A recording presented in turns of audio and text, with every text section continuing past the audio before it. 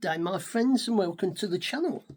Now, today's little chat, I wanted to discuss an album by one of the biggest names that came out of the 60s, and the album that we are going to look and review and talk about them is this album called Revolver.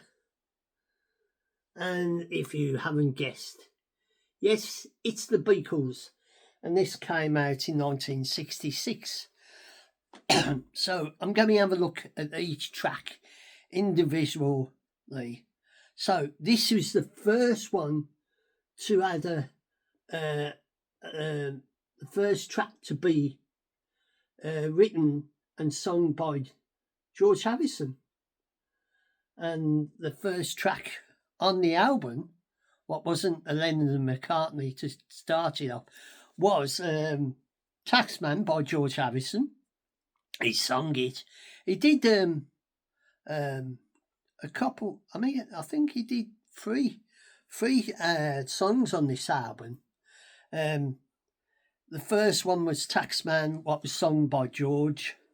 Then you had Eleanor Rigby with vocals by Paul.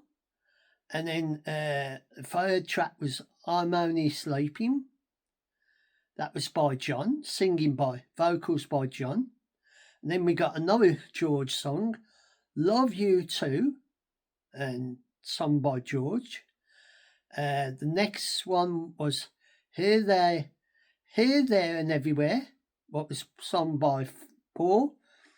And then Yellow Submarine, what was sung by Ringo, for unusual, because he never uses. This must have been one of the first ones he actually took. Excuse my cough. The main vocals. Then the final track on side one is She Said by vocals by John, and then on side two we start off with Good Day Sunshine, sung by Paul. Next we have and Your Birds Can Sing, what was sung by John. Then it was Dr. Roberts by Paul, sung vocals by Paul. Then I Want to Tell You. Sorry. From me, I've got it a bit mixed up in that, because the third track was For Me, For No One, what was sung by vocals. Then the fourth track was Dr. Robinson by what was sung by John. Sorry about that, I just got them mixed up. Then we had the fifth one, another one written and sung by George, I Want to Tell You by George, vocals by George. Sixth one was I've Got to Get You Out of My Life, what Paul did. And the final one was Tomorrow Never Knows. And this is the front of the album and the picture of the back of all three of them, if you can see. So as we go and have a look at each track, George started, this was sort of like the tax man and taking the money from them. So George wrote this, and they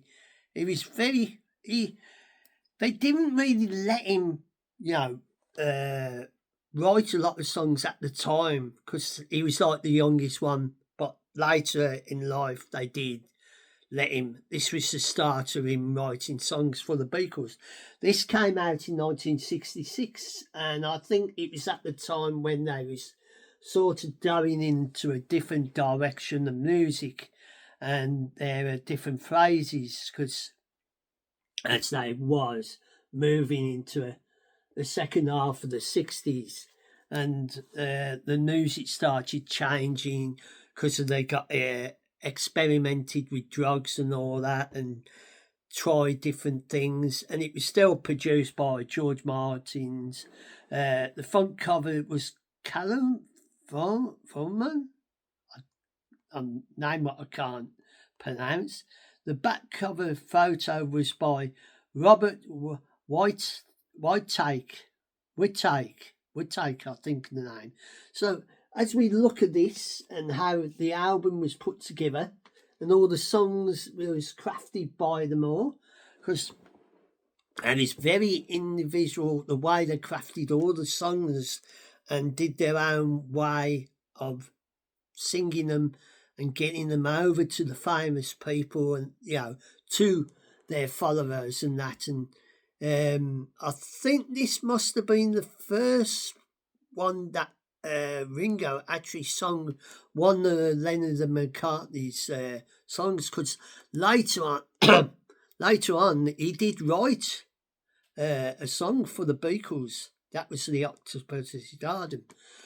But this was one of their early ones, and this was the start of their changing and that, and how they have moved on. And I think this was the start of where they was, sort of getting tired of touring. And my theory, I might be wrong, but this is my theory of why they broke up, is because they was getting burnt out and they all wanted to do their own thing. Even George went off because the story was that it was a breakup between John and Paul. But I think it wasn't just that. I think it was because they had been together for so long, and they was getting a bit worn out, burnt out, and they wanted to do something else, because George even left the band. If you've seen Let It Be, you see the part where George goes and leaves for a bit, but they bring him back. But my theory too, I might be wrong, other people might say it's wrong, I think what they should have done was to take time out from each other, go off and do other things, make solo albums and then come back. Because my theory is that it was getting to a point that they wanted to do, other things. They wanted to do their own projects, and they was getting a bit, too much clingy together, and there was friction. Everybody was blaming someone. They was coming out with excuses and saying so and so and that. But my personal theory is, I might be wrong, this is my own personal theory, is that they wanted to take a break. What they should have done is took a break from each other, gone off and done a bit of their own stuff, and then come back. Because that would have worked out, because it would have gave them time to do their own stuff and then come back feeling refreshed, feeling like they want to come back as brothers and that and work together. But that didn't happen because there was friction, there was, a bit of bickering, fallouts and that, and arguments and, different things and that. And then with the media blowing things out of the water, making it sound worse than it is. But this is just my opinion why they sort of split. But that is what I say. But going back to the album that I am looking at and reviewing, now this is a very good album. It was very good crafted, the way they crafted it, and they even brought in some horns. And that I think this was the start of a bit of influence with George's, because he went to India and he met he got into their type of music. So I think this was the start of where he brought some of his influence into the band and that, and where they started to progressed in a different way. If I show you, if you can see the tracks, I think that might be, oh yeah, that's side one. And then that's side two, as you can see, if the camera can pick it up. It's the who sung what and all the tracks and that, and the photos of them all feeling good. And I think this was the start of where fiction started to come together, because they was so knit together so long and that. And this is a very good album.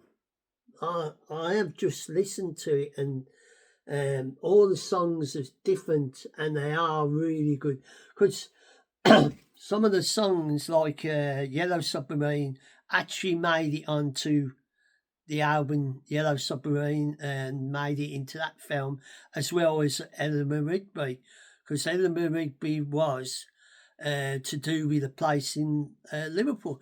And this is my little look of the 1966 album released by the Fab Four, the Beatles. I hope you enjoy my little chat and what I personally think what happened. I might be wrong, people might criticise me, but this is just my theory and my opinion. You might have yours. If you want to, you can put it in the comments. I'm more welcome to listen to your suggestions and what you think was the reason. And that some people say it was Yoko, she caused it, but I think that wasn't part of it. I think there was more to it. What meets the eye. We're only getting to know bits of it now, but I know John and Paul, George and Ringo, they each worked with it. The only two what never worked together again, in separate, projects, was John and Paul. But George actually did stuff with music with John, Paul, and Ringo, and vice versa. But never Paul and John ever did a song, worked on material like their own material together, played on their solo stuff. So that was a shame, because I think it would have helped to hear the riff, what happened and that. And it was a shame that John got killed when he was just coming back to the media and that. And I personally, I think it would have been the start of the healing and Paul and John getting back together. And I know I might be plucking things out of the mirror. I think I could have seen John and Paul working together, doing some stuff together, on solo stuff, like playing on their albums. But that is one thing what never came together. So this is my look of the Revolver album, a little chat about other things to do with the Beatles. And if you enjoy this little chat and you like other things that I talk about and you want to come back for more, you're more than welcome to come back and subscribe to the channel, press the thumbs up, press the notification. And whenever you watch this, morning, noon or night, I hope you are safe and well. Take care of your loved ones. And I hope you enjoy this little chat about the Revolver album. And I will say a fond farewell now and catch you on the flip side.